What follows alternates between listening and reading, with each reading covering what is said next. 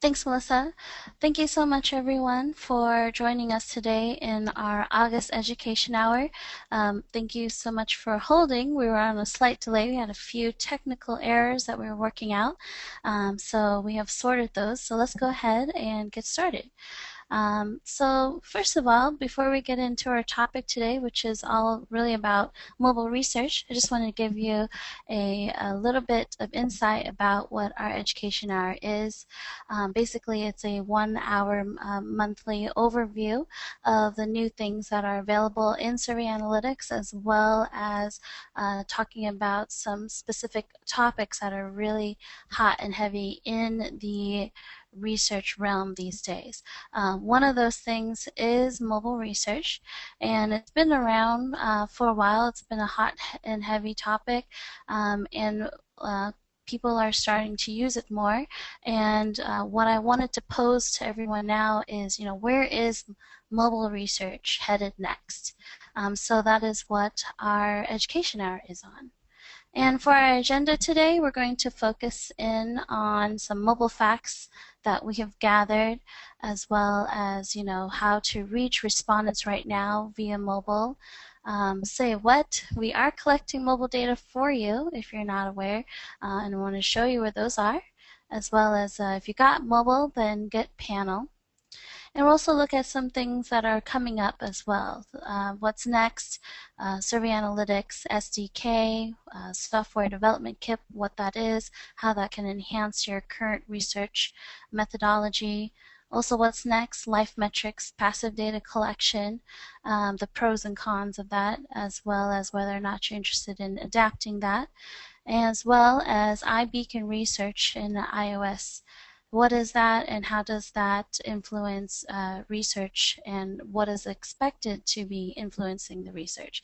And the last part, we'll have some assistance with our subject matter expert, Greg Bender, to help us with some a demo of the product, as well as look at a mobile case study in which we asked some users who may be on this call with us, as well as some prospective users about their thoughts and feelings about where mobile research is headed. And of course, the last section is a Q&A.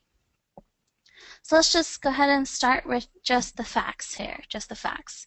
And we're going to be looking at smartphone behavior.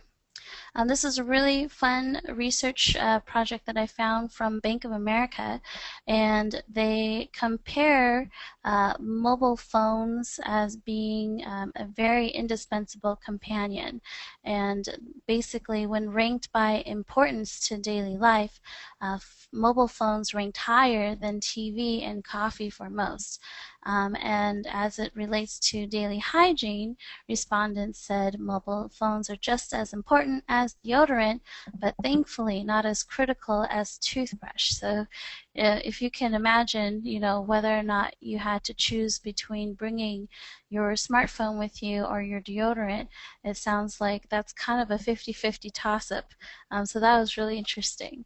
But the good thing is that people are still brushing their teeth, so that's still going to be more important than their smartphone. Some other facts that we found here is that we found that 48% said it's acceptable to use your smartphone while on the toilet. 35% sleep with their mobile devices.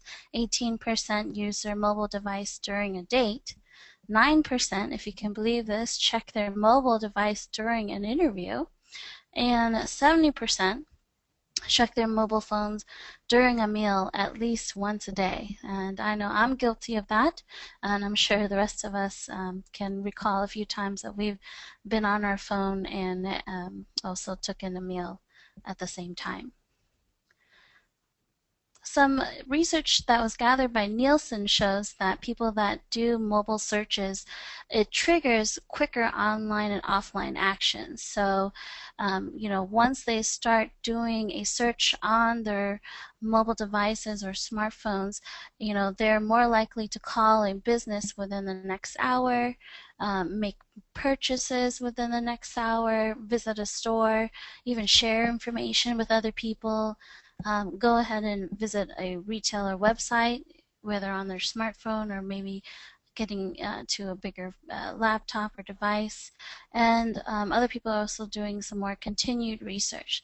So you can see that, smartphones is the first place now that people are doing a lot of their research. They're not just waiting to get to a laptop or a computer. They're doing it, as soon as something interests them that they might possibly buy, they're doing their research, and then what they're finding on the mobile is triggering them to take further action. And with that, we also see that 84% of follow-up actions was triggered by mobile searches that occurred within 5 hours. So you can see that this means that it is very important these days for all businesses to have some kind of mobile presence, to be able to convey their message, and have it very similar to their online message. And so the importance of being able to format and make it easy to read, being able to run through the indexes and the different tabs that you normally see on your website, make sure that it's all mobile compatible. That is going to be a very important thing for people to continue to want to do research. And then, of course, it triggers into sales. So that is a very big thing.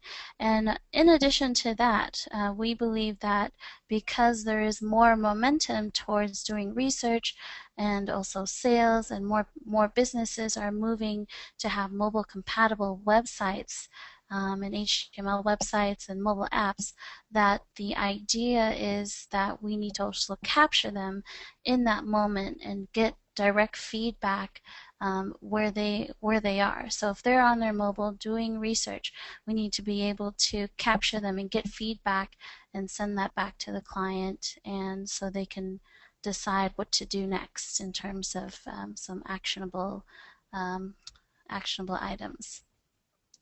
So the time to reach out is now. The CEO of our company, Andrew, he always likes to go around and tell everybody that recall must die, and and it's a topic that comes up consistently, and we've been talking about this probably for at least 2 years, but surprisingly, people are still doing research based on recall. And we really think that, yes, there is always going to be an opportunity and a need to do regulation market research. However, as people are moving into more of a real time and doing more mobile research, we need to be able to capture them where they are. And doing an online survey, 3 months after they did all this research and even searched on your mobile site, that regulation is not going to really help. So this is a fun one.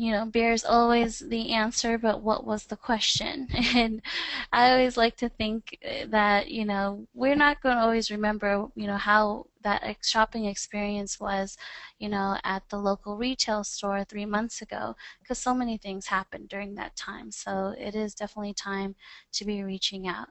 And of course, this is really helpful for the consumers or the respondents that you're reaching out to. So a lot of times, they're going to sit there when it comes to regulation. They don't even know, what they ate last week, much less what their experience was at, the local retail stores. So being able to capture them as soon as an experience happens is going to be more valuable to a business than it is if you do a follow-up 3 months later. So in survey analytics, this is just a snapshot of our dashboard, but we wanted to tell you that we are already collecting some mobile data for you, and all of our surveys are mobile compatible. So that means that you may or may not have clients or respondents who are taking the survey via mobile. And you need to be able to create a survey or write a survey in a way with the thought in mind that, hey, these people might be taking their survey on their mobile devices. We already have stats that show that more people are checking their emails on their mobile phones. And if you're sending your surveys via email, you can pretty much guarantee that, more than likely they're not going to be waiting to get to a laptop and take the survey. They're going to probably want to take it directly on there. And the plus side of that is, when you are sending these invitations, you can then go back and say that, hey, you can take the survey, it's mobile compatible, shouldn't take you too long, you should be able to run through the survey, and that will encourage people to want to start taking their surveys on their mobile devices. So you can see the breakdown here. We collect the different browsers, the browser types that we have, including Chrome, Safari, mobile Safari, different kinds of Internet Explorer, different kinds of Firefox as well. Then we also collect device information. You can see that with this particular survey, we do still have people that are taking the survey on the computer or laptop, but we are seeing more people take surveys on a mobile or tablet. And this is a particular area that you may want to pay attention. So if you start seeing the number of tablets and mobiles starting to grow, then you may want to consider looking into ways to better capture that audience. And by doing that is, writing surveys that will be compatible and that look good on a mobile tool that's not too long, that kind of thing.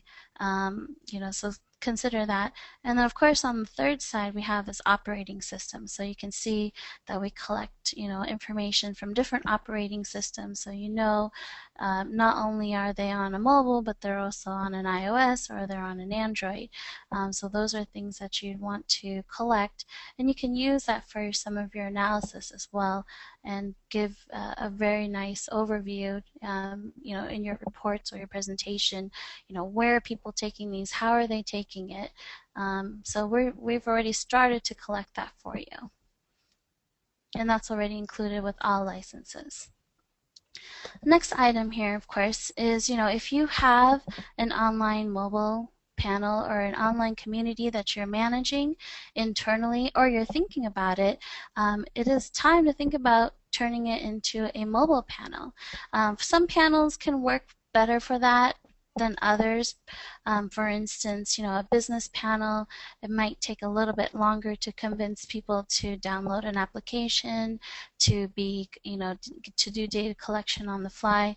So maybe perhaps doing an online community is probably better for that, versus if you're working with a niche consumer such as beer enthusiasts, they might be people that you would like to connect with directly, so you can do like a mobile community of beer consumers. And in our system, it's literally a flip of the switch to turn your online community into a mobile community. The only thing that you'll need to do is announce to the community that you have a mobile community, and all they need to do is download the app, type in the access code, or if you have your own app that we've created for you, you just tell them which app to download, and then they can go ahead and join. You can also offer points to have them join the mobile community, so you can incentivize people, especially since you want to collect data as they move around. And also, you want to be able to develop a mobile recruitment and management strategy, and that is different than doing just a regular online community and recruitment and management strategy, because we've noticed that people that are on the mobile, they tended to have a different kind of loyalty versus those that are online. And so even though there are respondents that will overlap and be able to do both, you'll find that those that do mobile will give you access to different things that the online community may or may not do. So it is good to think about having a different mobile recruitment and management strategy. And then of course the last one is when you have all these set up and you do have an online and a mobile community, you then can run a multi-deployment strategy. So you can hit people either online, mobile, you can go offline, you can send out a standard survey, you can even do a paper survey and import the data. So you'll be able to fully target all different kinds of consumer respondent groups that are out there. Some pros and cons about enabling a mobile First of all, when you are setting up a mobile, the pros is that you can tap into your existing relationships. So if you've got a really strong online community, the likelihood of people going from online to mobile is going to be higher. The conversion rates from online panel to mobile is relatively high. And of course, the results will be 3 times faster than just an online community because you're catching people, and triggering them to give you responses directly from their smartphone. You'll also be able to see that it's easier to reach out to certain niche communities.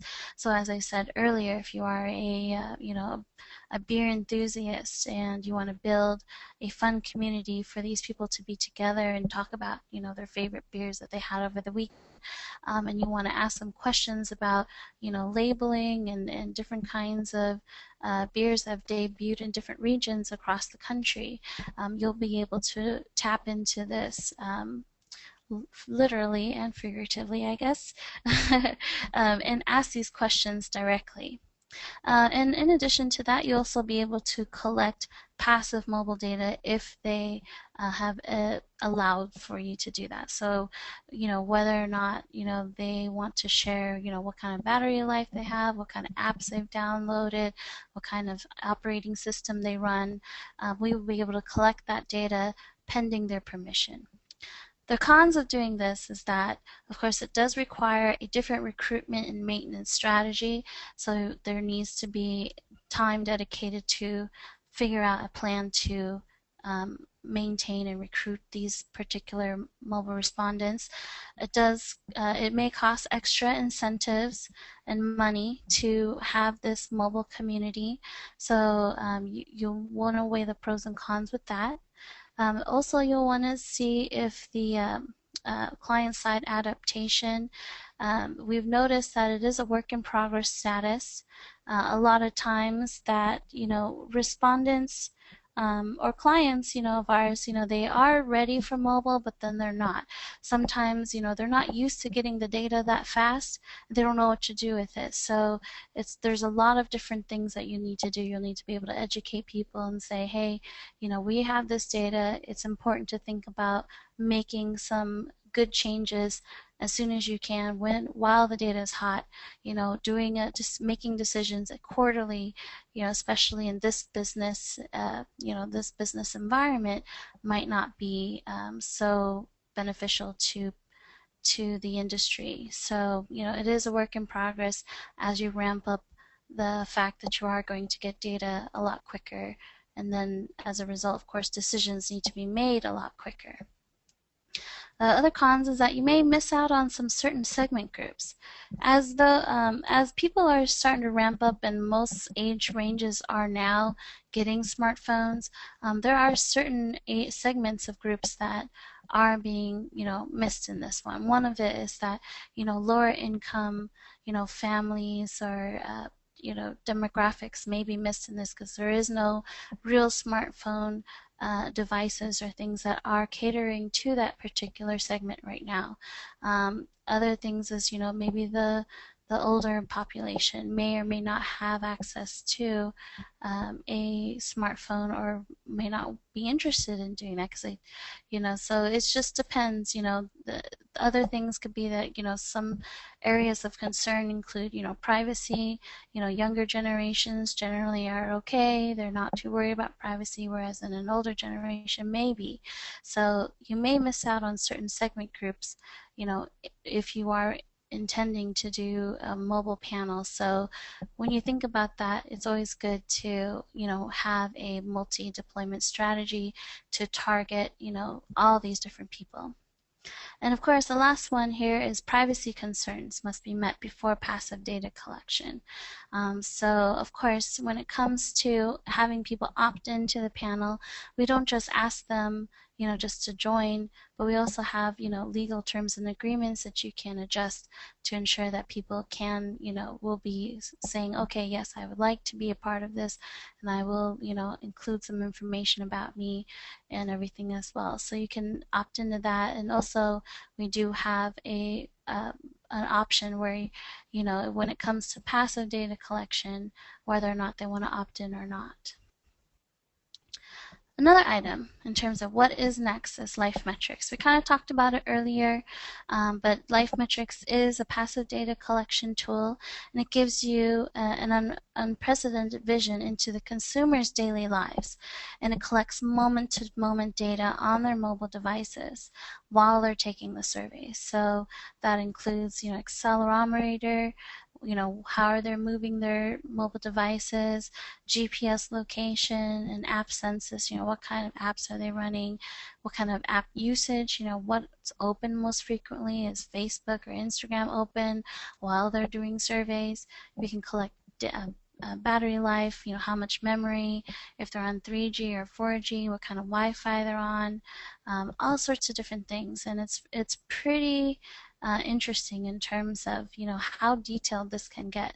And I would definitely say that we're one of the few companies that do offer this right now, and it does come with a whole host of information, and being able to append this passive data with the data that you collect in a survey is very powerful. So you can see those who have a certain battery life may have some different experience or different actions in terms of how they finish a survey, or those with a certain amount of memory will do this. So you never know. We can see the differences between how iOS users versus Android users use.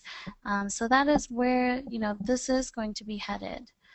So a lot of people are already collecting this right now, and it again doesn't come without controversy, but we will see this continuing to grow throughout the years. So some pros and cons of passive data collection. The pros is that the boldest companies are already doing that. We're already seeing a lot of backlash in the news media, such as Facebook, admitting to them collecting all sorts of data through their messaging app. And I know I have a lot of friends that are, they've completely gotten rid of the Facebook app because they just don't want to have this messaging app at all. And like it or not, we are going to be seeing more companies become bold and have people enable that passive collection in some certain way. And eventually, I don't know whether or not it will continue to become a concern among consumers or not. I would definitely say that the current attitude towards it, is that it's, definitely not good. However, as time goes on, we will see how people will better address that. The other pros is that it will also augment the current research within qualifying mobile data. It also will open up opportunities for data scientists to get involved with market research. This is an area that I personally feel is going to be a huge growth opportunity, especially in the market research realm, where data scientists and market researchers will work together to figure out how this data all interrelates with each other, especially when you're collecting responses and how their actions are. And of course, the last one is respondents don't have to manually tell you what they're doing at the moment. You're already tracking it, which is really great. So instead of asking people, are you on an iOS or an Android, you already collected that. So that becomes a variable for you to segment and filter your data with. Some cons to this, of course, is that there are privacy concerns. There's huge privacy concerns, and of course, a lot of companies, including ourselves, do take that into consideration and are very sensitive to it. So we make sure that for those who do want to turn this on, we make sure that that we have it very clear that this is what it does, and they have to opt in to agree to have that collected. Otherwise, even if you turn on the mobile community, they don't have to have that on, and we're not going to collect that data from them. So that's one way to work with privacy concerns. The second one is, of course, is this going to become a PR nightmare waiting to happen? So as you saw with companies like Facebook and also like eHarmony, they're they've gotten a lot of flack from doing passive data collection, and already a lot of companies are doing it. It's not, out there at this moment, but I can imagine if people found out, then it becomes a big beast to have to deal with. And so as a company, you have to think, is this something you want to have out there and say how you've collected it, or do you want to keep it, fairly soft, or when things do come up, how will you address it? These are things that you have to consider when you are taking on a LifeMetrix. The other con is that it's still relatively new to the market research world. What can you do with this kind of data?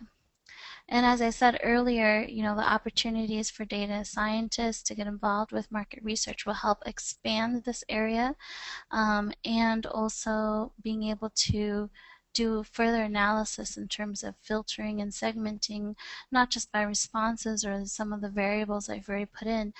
These now will become some additional variables, and you can combine them together to get a real nice full picture of the typical respondent that you're targeting, or typical target consumers that you're targeting. Of course, the last one here is for a con is that the opt-in rates could be different from select mobile groups. So say for instance, if you're working with, a mobile panel, and you want to collect some passive data versus a panel of baby boomers. Obviously privacy can be a concern for both groups. Some groups, they will understand this is the way the world works now, and if I want to get these incentives that they offer, I need to allow them to tap into certain things, whereas nobody wants to have their data to be out there and to be sold without their permission, that kind of thing. So you have to think about which niche groups you think might be open to turning this on to. But I always say, why don't you turn it on and see what happens? What kind of data can you collect from it? It's not going to be the full mobile panel, but you'll have some information to start with. And as the trends continue to move, we'll see this LifeMetrix or passive data collection rise through the years.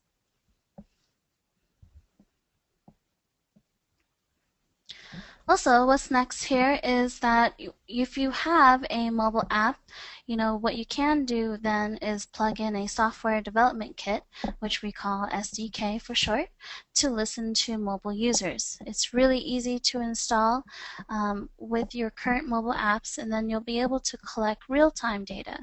And then the analysis will be all available in Survey Analytics. In addition, you'll be able to also white label the app as well. So if you want to make sure that the look and feel of your survey side of the application matches your current mobile apps, you can also do that as well. You want to make sure to see your customer success manager for costs on that. Some pros to adding an SDK is that it will be a fairly easy add-on to existing library of mobile apps. Data collection will be available in Survey Analytics, so if you're used to sending surveys out normally, then you'll be able to then program the survey in Survey Analytics and collect it and analyze the data inside the website, and we have it in one area, and the only thing you have to do is just turn on and integrate with the software development kit and connect those to your mobile apps to get that going. The SDK tool is available on both Android and iOS, so it's Android and iOS ready. And again, a white label is available, so you don't have to go with just Survey Analytics attached to your mobile. You can actually make it look, have the same look and feel as the rest of your mobile apps, so there's no confusion among your app users. The cons to this, of course, is that it can take some time to talk the mobile app or IT team to come on board. One of the areas that we've found is that the market research team doesn't necessarily always have access to the IT or app building team, but there is some interest. So of course, the getting them in on calls, doing a demonstration, telling them the benefits of this. These are things that we'd be happy to work with you to convince your IT team and your app building and management team that this would be, worth collecting, since people are using their mobile tools, on the go. And, that opportunity to collect data is way too great to keep passing up on. The next con, of course, is that it may need to add a call to action function to drive feedback through your mobile app. So whether you want to have that developed by the IT team or something that you would like for us to do, that just depends on, what are your research needs. So you'll have to come up with a strategy in terms of how you want to get people to give you feedback on the mobile apps. So it could be a simple tab asking for feedback, or it can be some sort of a pop-up or a picture, something that entices people every time they open up the mobile app to give you some sort of a feedback on the fly. And of course, the other cons is that it is only supported on Android and iOS. And if you are, interested in other tools, you can definitely ask us, are you on Windows, or, there's other, operating systems out there, I'm sure. And, no, unfortunately, we're not in that realm at this time. But if it is definitely something you're interested in, we definitely would be open to speaking to you about it. The last item here, of course, is what's next is the proximity triggered surveys, which is iBeacon. And basically, the proximity triggered surveys, allows respondents to opt in to receive these survey triggers. And it's also in the moment response and analysis. It's tools like iBeacon iOS is available right now. And basically the idea of it is, if you are standing in a particular aisle in a grocery store, say for instance the cereal aisle, and they have a survey that they want you to take in order to get a coupon, or $2 off a certain cereal, then it will trigger as you walk by that aisle. And so it's going to become even more hyper local versus just doing a regular GPS. Also, Android is still developing their proximity software, but iBeacon's already launched. And we are here at Survey Analytics the first to offer this, and it's available on Survey Analytics. If you're interested, give us a call and let us know. We'd be happy to get you started and see what you can do. So if you are interested in doing,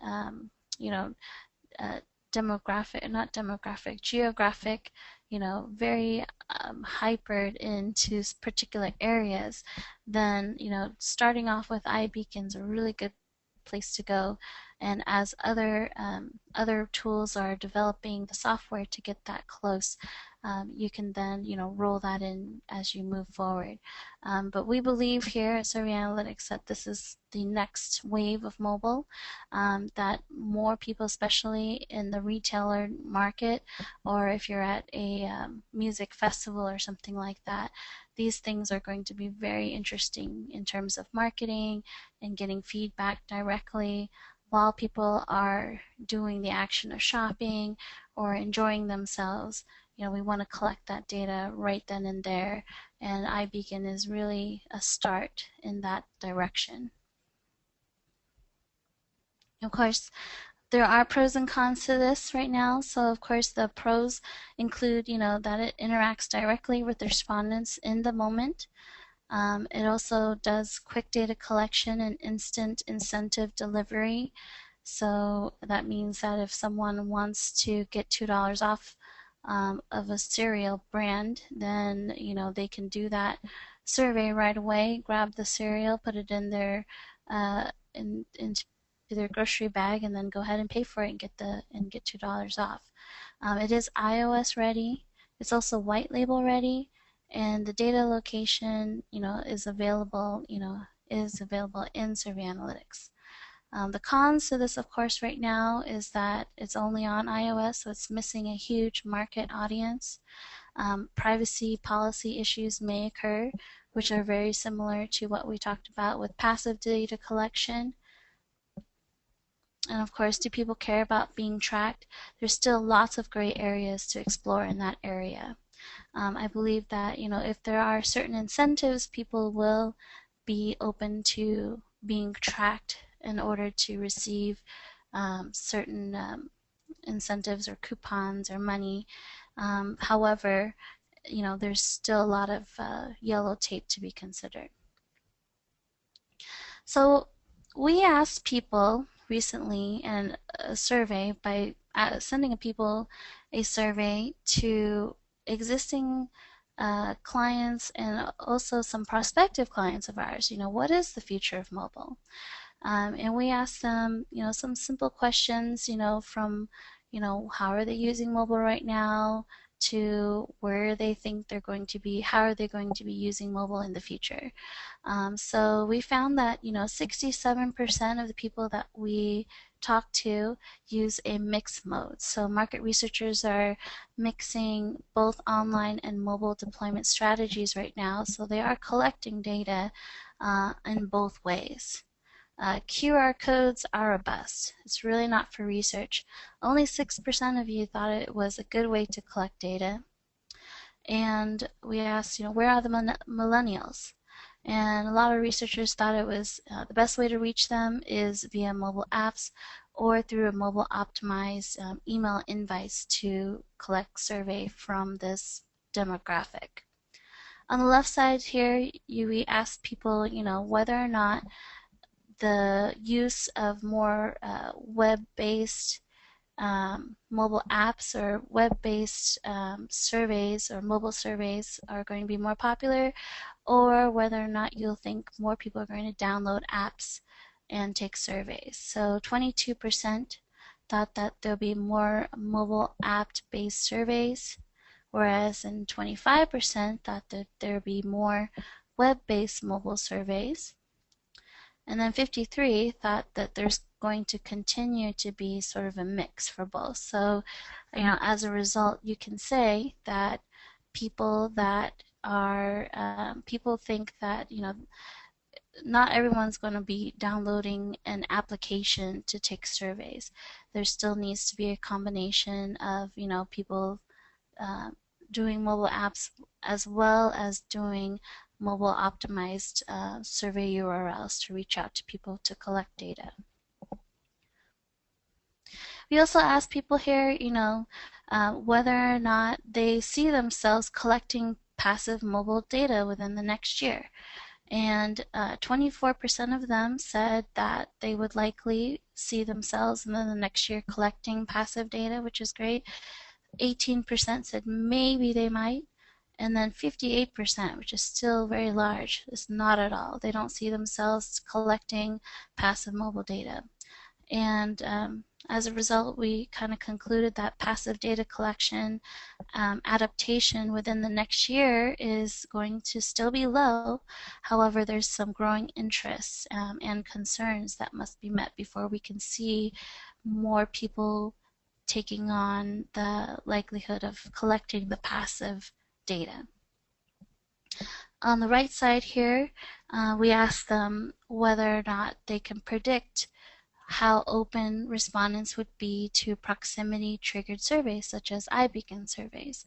And 33% thought that respondents will be open to that. Mainly iOS respondents will be open to that because it's a new thing for them. 12% thought that respondents will not be open to it. And 55% said that they might be open to it. It really depends on privacy and tracking concerns, as well as the type of incentives people are given. And of course, below there, we just had some extra survey stats that we collect. So from the people that we surveyed, this is the browser type they use.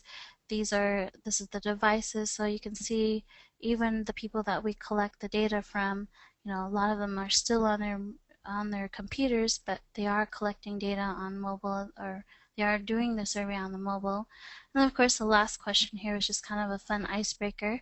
We just asked them, which animal do you wish were real? And it looks like the unicorn, was the highest number that they wish was real, followed by dragons, and then mermaids, and then the jackalope. So let's go ahead and jump into the live survey, and we're going to have Greg assist me with that. And Greg, are you on? I am here. Can you hear me? Yes, I can. Thank you Great. for joining us here. I'm glad to do this today. So my name is Greg Bender. I'm an account manager. I work with Esther and the team. And I'm going to just laugh because you just mentioned unicorns. And look at what my daughter has on the cover on my iPad. Well, Yes? I'm sure she wishes they were real. These are my unicorns. Okay, so you asked me today. I'm just going to walk through very quickly Survey Swipe, setting it up and how to just kind of modify some of the features. So first thing I'd like to show you is I'm in Survey Analytics. And I'm going to go back to my panels. 1 second. And you'll see I've got quite a few. I'm going to start off in the test panel features, which is a panel I use quite often to do testing. About a half hour ago, an hour ago, I created this Greg demo panel. But first of all, let's go look at test panel features. Now I want to show you that this is a multimodal panel, and I can go online. I can preview it. I have not done a lot of, obviously, UI work on this panel, but I can log into this panel very quickly with these credentials. I'm going to actually use slightly different ones. I'm going to go to bf.com and test. Just to show that, yes, I've got an online panel, and you'll see my active surveys here. You'll see my points, my rewards, etc. When I come over to Survey Swipe on my iPad or my iPhone or my Android device, I will click the app. I'm already logged into this one, and you'll see I've got my list of surveys. You'll see my profile is here, and I've got iPhone is my login. You'll see communities that I belong to. You'll see that the application also provides me access to a variety of RSS feeds that I've loaded. I've got access to my rewards. I've got my inventory right here where I could actually redeem these if I chose to. One of the things that you talked about was recruiting. One of the things that we do have the ability to do is invite invite your friends to join a community that you're part of directly from the application. 1 second. And we'll go to more. And then I've got access to my diary, which is nice. I know I'm going fast. Topics. There's actually online discussions that you can actually moderate and run through the application if you choose to. You can actually run these both online and through the application. In this case, I want to actually log out. I'm going to log out. So now you see I'm in the core app. At this point, I have the ability to log in using my email address, my password, and my access code. If I'm not a member of the panel, I can go to Join Now, and I can actually register. And for this example, I know that I can log into this panel, and I want to show this to you. This should be my test panel features, where I've enabled Survey Swipe, and I've set up an access code of Greg1. I want to show people how quick it is to do this on the fly. So I'm going to go to Greg Demo. I've done nothing to this panel other than give it a name. So a few things. I can turn on or off certain features in the panel on the fly. This is all for the online panel until you get down to here. So I'm in the settings page of the panel. I'm going to enable Survey Swipe. I'm going to give my access code Greg Demo. Okay. Anytime you're making changes in Survey Swipe or Survey Analytics, you always want to look for the Save Settings button. I've done that. It says Panel Settings Save Successfully, so Greg Demo. Okay. I want to take a second. I want to show you that there are two users in here, Greg Bender plus Test and Greg.Bender at Survey Analytics. Now I want to go further down on the panel control, and I want to go to the Survey Swipe control. Here, I want to change some things. If you remember in the initial time I walked you through Survey Swipe, I had pretty much everything turned on. In this case, I'm going to turn off communities, discussions. I'm going to turn off, I'm even going to turn off rewards. All I want to see is surveys and profiles. So I'm going to go to Save Settings. Okay, let's go back to the iPad. Now, I'm actually going to register a user right here, and we're going to say my first name is Greg, my last name is Bender. We're going to go to Bender. I want to use a real one, Greg at Fuse.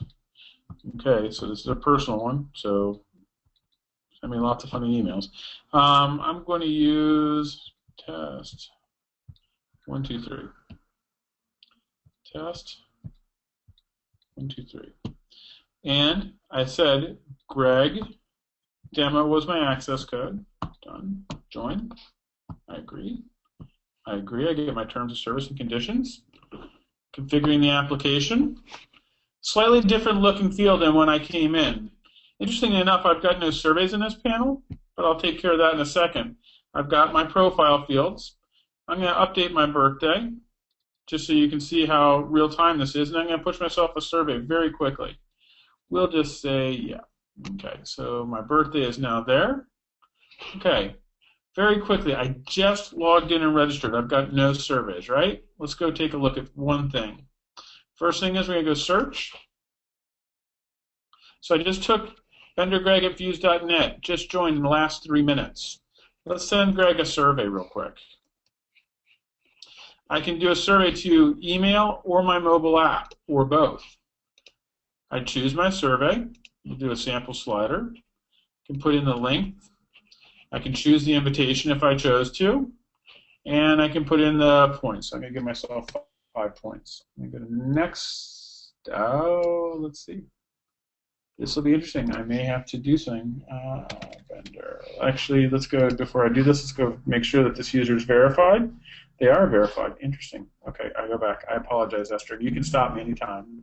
I do tend to digress. So actually, I'm just going to do it in the mobile app. I'm going to make it very simple.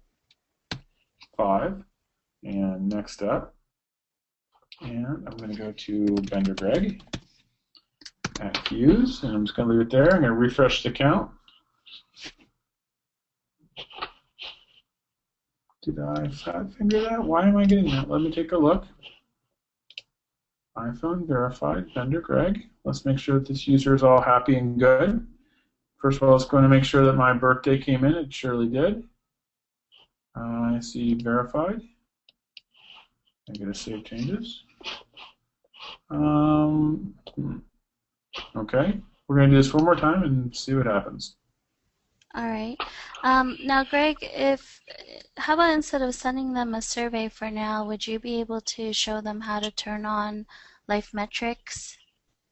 Very simple. I can show that to you right now. Actually, rather than doing a survey, we'll do it a different way. I'll show you exactly what you want. First of all, you go back to the survey swipe control, okay, and you get to choose the module available. So in this case, I may set up prompt for default language. I may also set up LifeMetrix, save settings. Okay. Now, I've set up LifeMetrix. You may want to come in here and decide on the data point that you want to add to your LifeMetrix data. So I'll go to Add Data Point.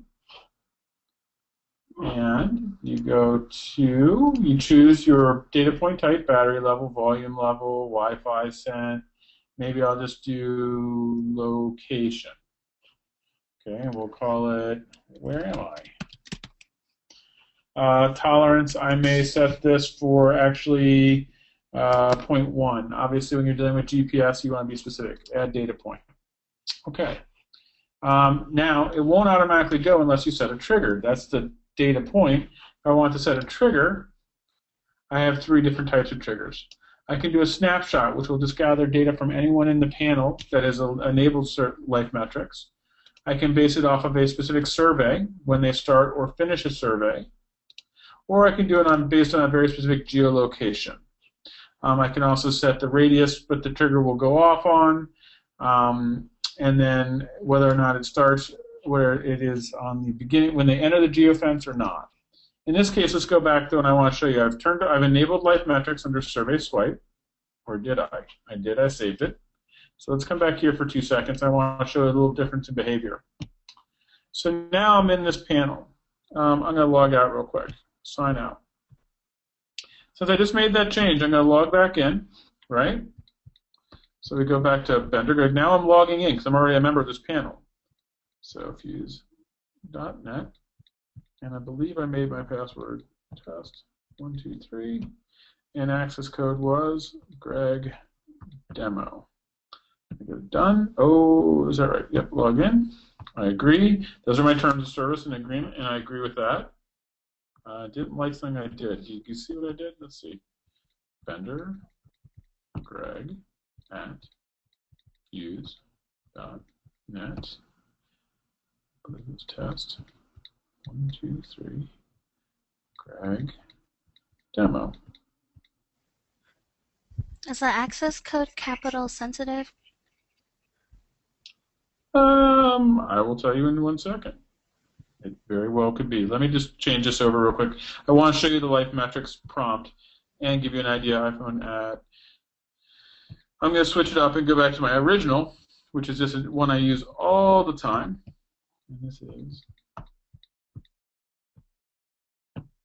And this way you'll see a lot of different behaviors. This is the one I came into. Notice when I log in, if you've enabled LifeMetrix, we give an extra prompt. So not only do I make you agree to the terms of service not once but twice, but I'm also going to make sure that if you're going to collect passive data, I present a very specific terms of service. The user has the ability to say no, right? Or yes, depending on how you want to collect it. If they say no, you cannot force people to do that to give that data. Now, if I go back into that panel, though, I could pull data out on that. How is that, Esther? What else do you want me to show you today? I think that's mainly it. Can you go through a simple, short survey so they have an idea of what that looks like?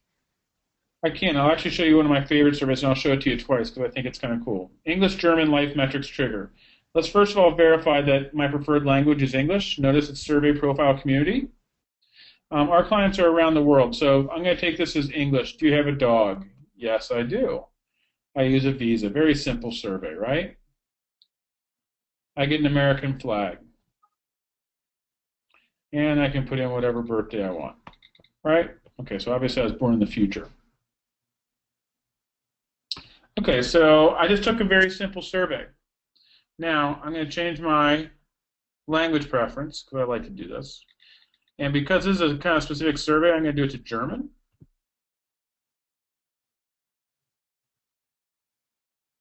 A couple things have changed. First of all, Umfragen Profil community. I've changed actually the functionality of the app. I've changed the skin of the application. And now, because I pushed that survey out in multiple languages, now it's the exact same survey. I'm collecting the data in the same spot. However, now I can say Haben Sie einen Hund, which is, do you have a dog? And I can say Ja. And I can say, yep, I like the American Express and the MasterCard. I can also present very specific images based upon the language that was selected. So in this case, I'm going to present the German flag.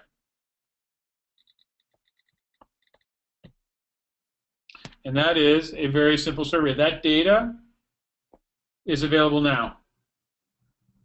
I can push out that survey. I mean, I can push out a survey instantly and get data. I can get a geo trigger on I can get an alert on my device that says, hey, you got a new survey.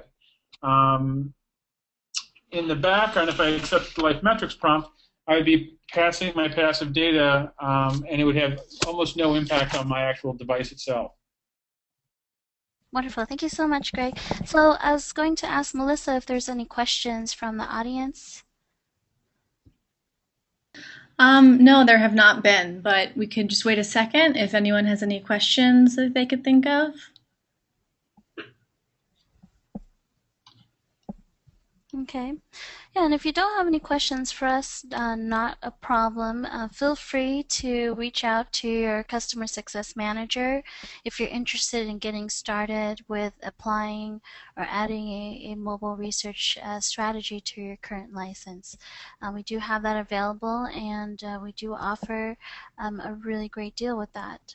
So especially if you already have a online panel, you're looking to go and do a mobile community, then we have that available. Or if you are interested in just getting started with something brand new and want to get this tested, we can get you started right away. If there are no other questions, we'll go ahead and conclude this. Thank you so much, Greg, for jumping in at the last minute here to assist us. I really appreciate it. And thanks, Melissa, for stepping in for Gina today and helping us run Education Hour. And we will see you next month. Thank you. Thanks. Bye-bye.